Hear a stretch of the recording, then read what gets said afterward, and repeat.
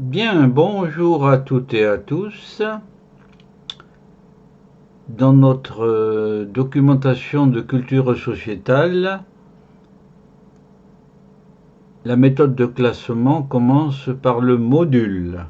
Voici les modules et aujourd'hui, nous allons reprendre le module numéro 6, les personnalités.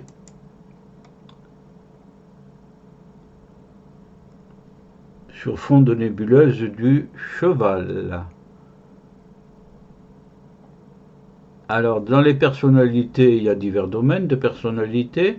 Nous allons prendre la littérature. Dans la littérature, nous allons prendre anglo-saxon.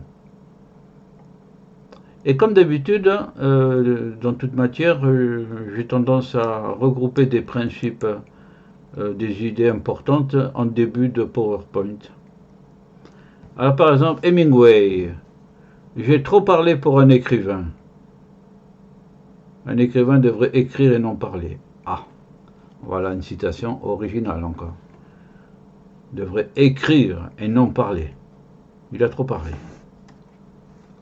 Voilà une citation à se mettre derrière l'oreille, ou les neurones.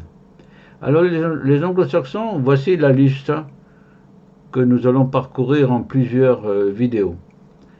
Nous commençons par Hemingway. Hemingway, voici le plan.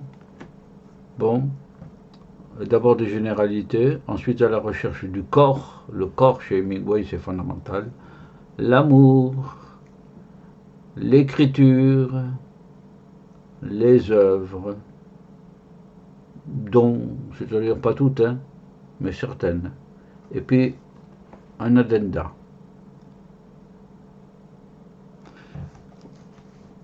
Section 1, Ernest Hemingway, généralisé.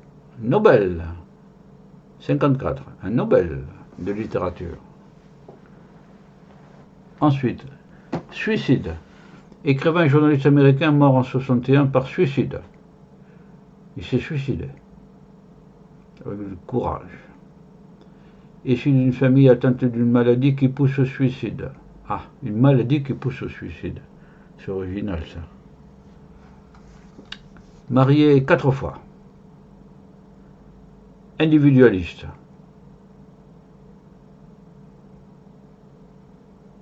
Controverse guerre d'Espagne ou 39-45. Et individualiste tout autant pour la guerre d'Espagne que pour celle de 39-45. Il y a des controverses sur son action. Bon, faut le signaler, c'est tout. Mais bon, mais c'est un très grand écrivain, prix Nobel.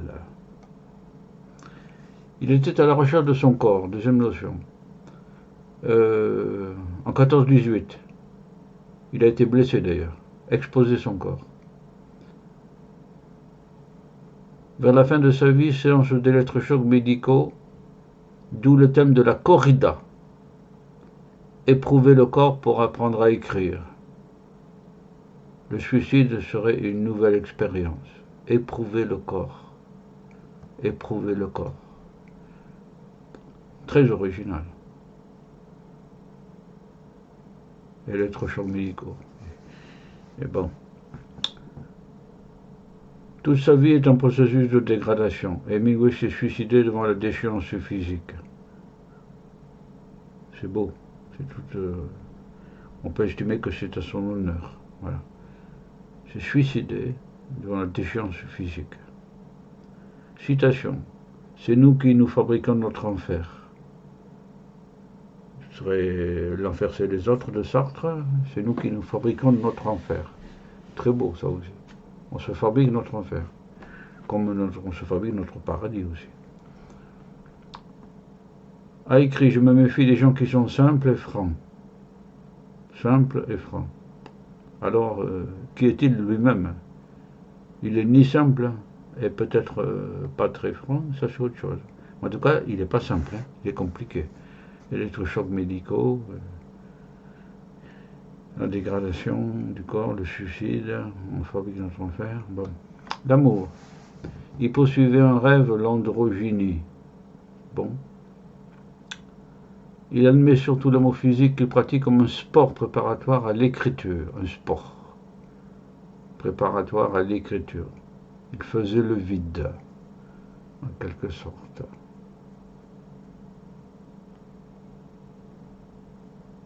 Un sentiment pour la pêche. Il n'est sentimental qu'avec la pêche. Très original. Très original. Il est sentimental qu'avec la pêche. Le voilà. Il a le regard offensif. Androgyne. L'amour comme sport. Et la pêche. L'écriture. Il faut lire entre les lignes. Politique de l'iceberg. Sous-écrire. Intéressant. Lire entre les lignes. Sport. Du sport. Le journalisme l'a marqué, il écrit de nombreuses nouvelles. Très bien. Écriture sèche de presque rien. Intéressant aussi, très original. Il ne décrit pas l'intérieur des êtres, mais des dialogues, des gestes, des objets. Dans les dialogues, il n'indique que rarement qu'il parle. Bref, il est sobre dans son écriture. Elle est sèche, presque rien. Ouais.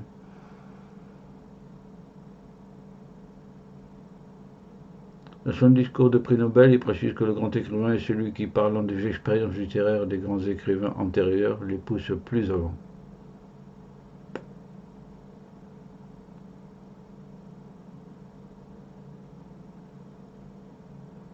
Autrement dit, qui fait du nouveau par rapport aux expériences antérieures. Et la citation que j'ai mise en exergue, j'ai trop parlé pour un écrivain. Un écrivain devrait écrire. Donc, un style épuré. Des dialogues. Le matin, alors, il est fétichiste de son travail. Il a conservé la totalité de ses brouillons. Il écrit au crayon le matin. Le lendemain, il se corrige avec un autre crayon. Il tape à la machine, relit et corrige. C'est original. Il corrige les épreuves d'imprimerie. Comme bien des grands écrivains. C'est un maniaque de la précision, de l'assemblage des mots. Le crayon, la machine à écrire et l'imprimerie. Les œuvres. Par exemple, l'adieu aux armes, par exemple. Le soleil se lève aussi. Pour qui sonne le glas aussi, le vieil homme et la mer. Oui, ça c'est un de ses plus célèbres. Ernest Hemingway. Addenda. Lacan, il n'y a pas de rapport sexuel. Les sexes ne peuvent pas se comprendre, ça veut dire. Hein? Ouais.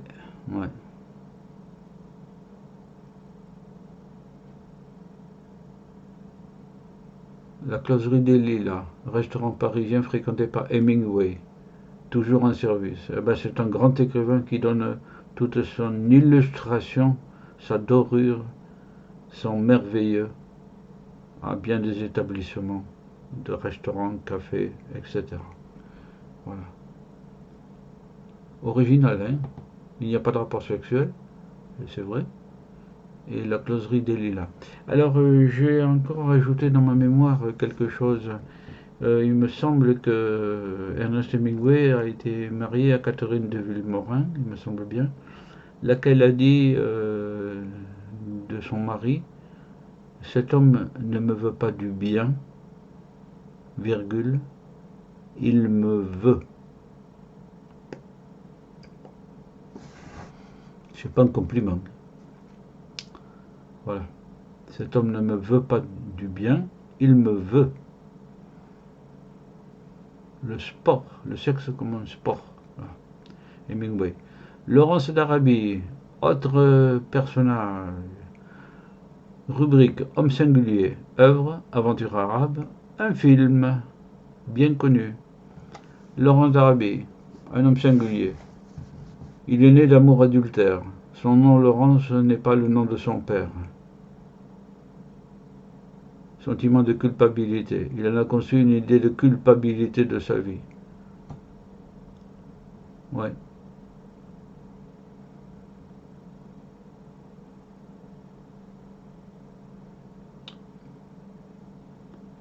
Oui, oui, oui. Œuvre. Les 7 piliers de la sagesse. Je l'ai lu, celui-là. Les 7 piliers de la sagesse. Et dans question bouquin. Robert Laffont. Fait la synthèse de l'Arabie en 3 tomes, oui, dont un est paru. Enfin, les 2 autres sont parus aussi. Archéologue érudit. Ouais, les 7 piliers de la sagesse. Sentiment de culpabilité. L'aventure arabe. Le contexte. 1914. Les Anglais sont confrontés au Moyen-Orient à l'Empire ottoman, allié des Allemands. Laurence est militaire archéologue. Oui, militaire. À 28 ans, il cimente la révolte arabe. Alors c'est une œuvre colossale et gigantesque, mue par un idéal, l'unité arabe, et part de la Mecque pour aller à Damas. Laurence avait promis aux Arabes, à Faisal d'Arabie, après la victoire sur les Turcs, la constitution d'un grand royaume arabe. C'est vers environ 1900, ça, un grand royaume arabe. Ouais, ben. Mais l'Arabie est partagée entre Anglais et Français. Il a honte d'avoir trop promis et s'engage dans la Royal Air Force sous un faux nom. Voilà la prise de Damas en 1920. Laurence d'Arabie, en uniforme ici sans doute, je pense. Et à Damas, la conférence de Damas, voilà. Où tous les Arabes étaient réunis, avec des Anglais et des Français aussi, je crois, et bon, ça a mal tourné. Les puissances coloniales ont fait prévaloir leur point de vue. Voilà. On a tiré de cette odyssée extraordinaire, à travers les sables des déserts, un film de David Lean, Laurence d'Arabie, avec de très grands acteurs, ça va de soi. Voilà. Très beau film, colossal. Une odyssée unique. Alors après Hemingway et Laurence d'Arabie, nous allons passer à Louise Stevenson, L'île au trésor, ça me rappelle. Enfin, il me souvient que c'est... Voilà. Eh bien, nous le ferons dans la prochaine vidéo, où nous verrons ensuite Doris Lessing et John Updike. Voilà. Au revoir à toutes et à tous, et souvenez-vous d'Hemingway, notamment. Relisez Le vieil homme et la mer, par exemple. Voilà. Les 7 piliers de la sagesse, c'est un pavé. Voilà. Mais ça vaut le coup d'œil aussi. Voilà. Au revoir à toutes et à tous.